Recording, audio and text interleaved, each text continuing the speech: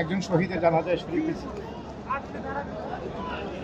শহীদ যোদ্ধা বাংলাদেশের জন্য একটা নতুন একটি প্রজন্মের জন্ম দিয়ে গেলেন। 100 বছরের ক্ষণজন্মা শহীদ শরীফ ওসমান হাদি রাহিমাহুল্লাহ আলিয়া।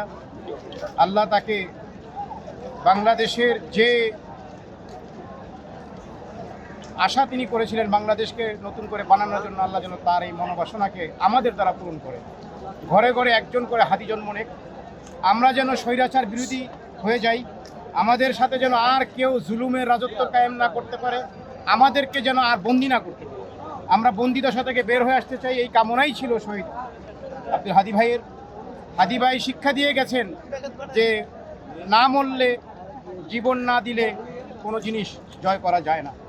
আজকে তার মৃত্যুটা হয়েছে একটি ভালো দিন, যেই দিনে মৃত্যু কামনা করা আমাদের অনেকেরই আছে, কিন্তু হয় না। অনেক আমলের পরেও জুমার দিনের মৃত্যু সকলের ঘটে না। আবার সব চাহিদার পরেও উত্তম শহীদি মৃত্যু হয় না। উনি নিঃস্বার্থ দেশের জন্য প্রাণ দিয়ে গেছেন।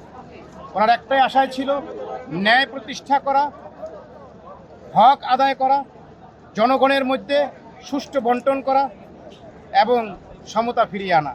বিচার বিভাগের আজকের যে অবস্থা, আপনি আসামি ধরা পড়তেছে, আসামি আর এক দিক দিয়ে ছাড়াইয়া নিয়ে চলে যাচ্ছে।